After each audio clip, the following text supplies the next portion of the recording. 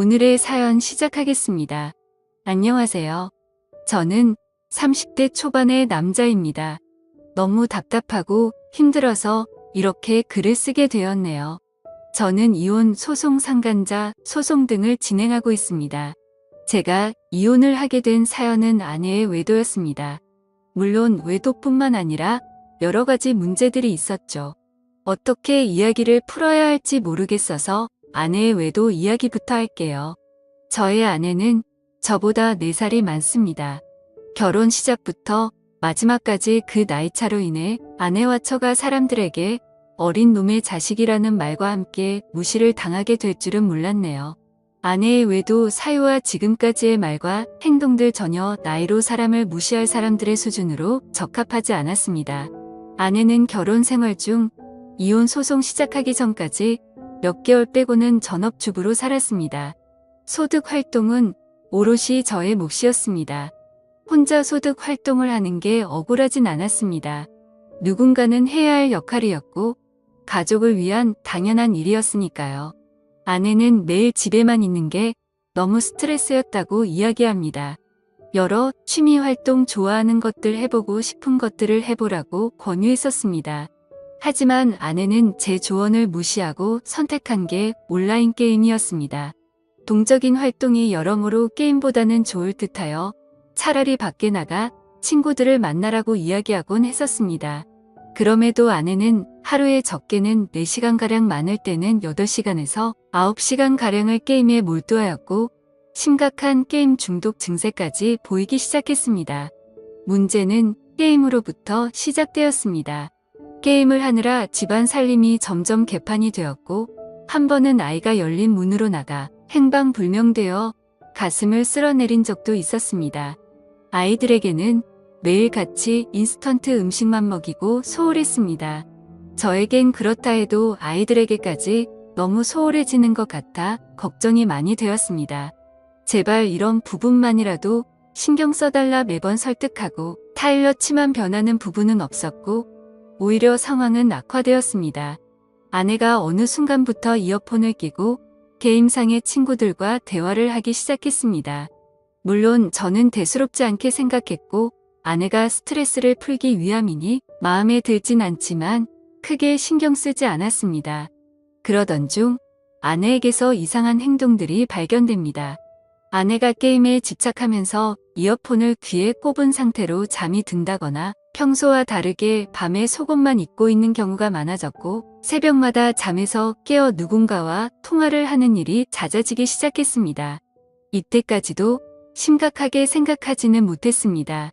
결혼 생활 내내 전화나 문자, 카톡 전체를 매번 전부 지워놓고 무음으로 해놓고 다녔지만 의심하지 않았어요.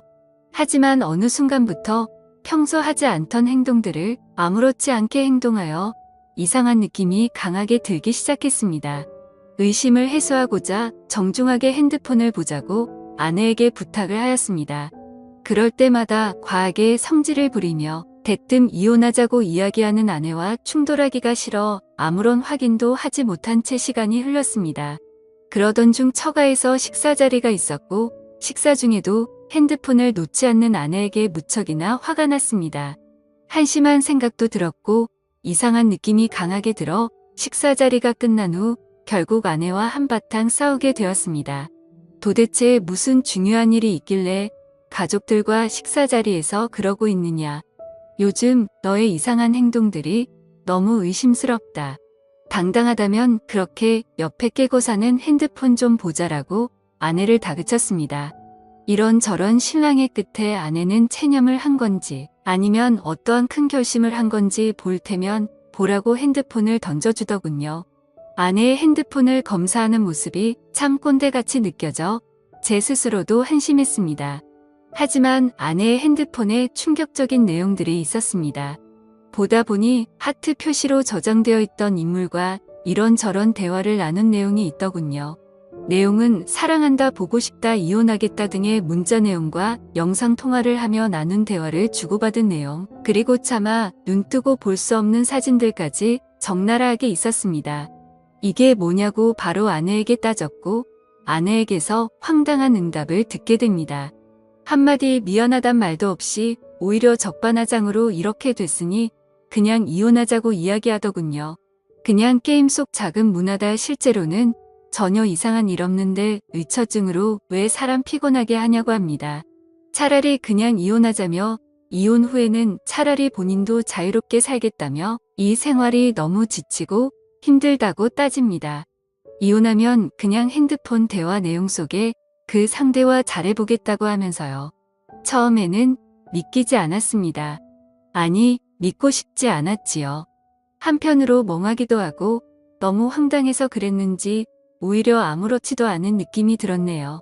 결국에는 게임으로 그 외에도 상대를 만났고 그놈과 게임도 같이 하고 영상통화, 카톡, 문자, 전화 등 심지어 전화상으로 더러운 영상통화까지 했더군요.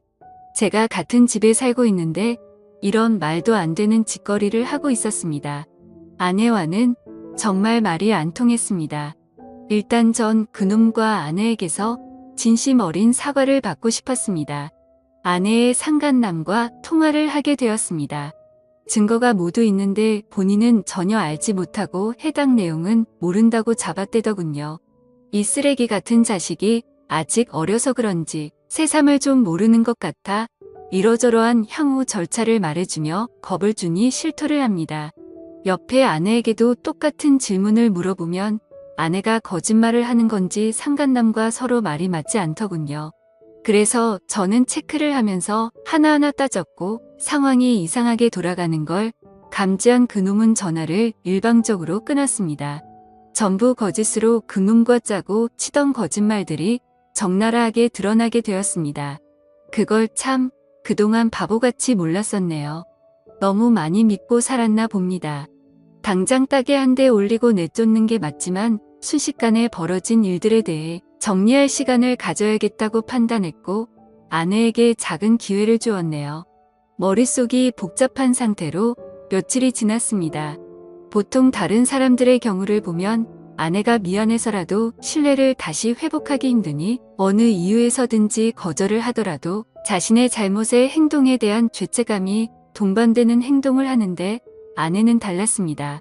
오히려 본인의 행동이 정당한 행동이며 조금이라도 감정 상하는 일들이 쌓이면 당연하게 가정을 내치고 외도하는 게 맞다는 기적인 논리를 주구장창 늘어놓더군요. 더불어 이 과정 중 아내는 어이없는 폭행을 저에게 수차례나 하더군요. 여자가 때려봐야 얼마나 아프겠냐마는 그때까지만 해도 다시 시작할 수 있을 거라는 바보 같은 작은 믿음에 일단 참았습니다. 그러나 흉기를 든 아내에게 상처까지 생겨버리는 일이 벌어졌습니다. 아이에게 못 볼 꼴 보이는 것 같아 근처 사는 동생 잠깐 보내놨습니다. 저는 너무나 화가 났고 이성을 잃고 눈이 돌아간 아내에게 한순간 정이 확 떨어졌습니다. 도무지 이 여자 같이 데리고 살 사람이 아니다 판단을 하니 이후 저도 냉정을 찾게 되더군요. 그동안 작은 희망이라도 갖고 살았던 제가 참 바보 같았다는 생각이 들었고 바로 경찰을 불렀습니다. 경찰이 집까지 도착하는 와중에도 아내는 뭐가 그리 잘났는지 고래고래 소리 지르며 난리를 쳤습니다. 결국 경찰서까지 가게 되었고 아수라장 속에서 조서를 쓰게 되었습니다. 저는 무조건 아내에게 처벌을 원한다고 강력히 주장하였고 그 길로 경찰서로 나왔습니다. 아마도 폭행에 대해서는 벌금형 이상 나오기는 힘들 것 같다고 이야기를 전해 들었고 아내는 그 후로 처가에 들어가 살게 되었습니다. 이때까지도 저에게 사과 한마디 없더군요. 그리고 이 정신 나간 여자가 그 후에도 본인 SNS에 이러저런 사진들과 그 상간남 사진까지 올리며 처녀인 척을 하고 있더군요.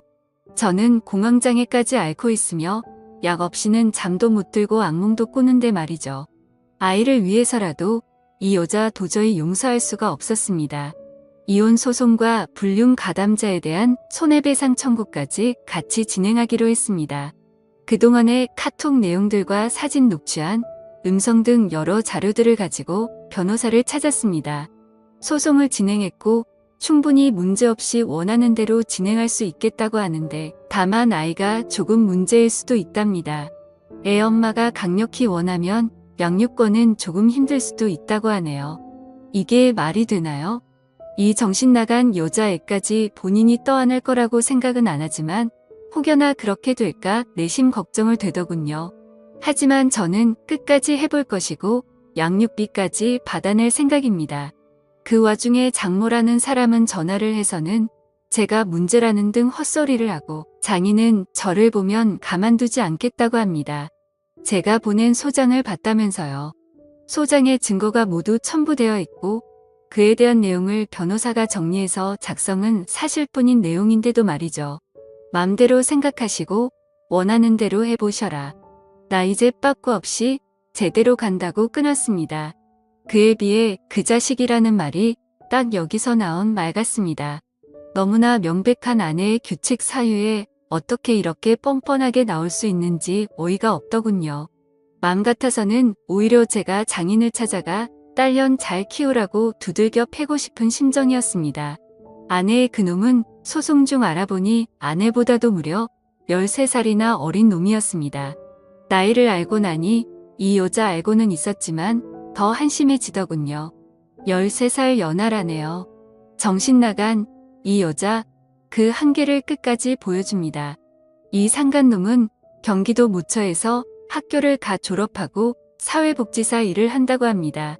어떻게 이렇게 한 가정을 파탄내고 윤리 도덕의식을 강조하는 직업을 가질 수 있는지 의문만 드네요. 이 년놈들 끝까지 타협 없이 제 남은 인생 모두 투자해 인생 망하게 해주렵니다.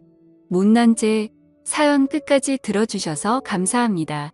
좋은 하루 보내시고 좋은 반려자와 평생 행복한 일만 가득하시길 바라겠습니다. 저는 오늘도 힘들지만 힘을 내보렵니다. 오늘의 사연 들어주셔서 감사합니다. 여러분의 생각은 어떠신지 댓글 달아주세요. 재미있게 시청하셨다면 구독, 좋아요 부탁드립니다.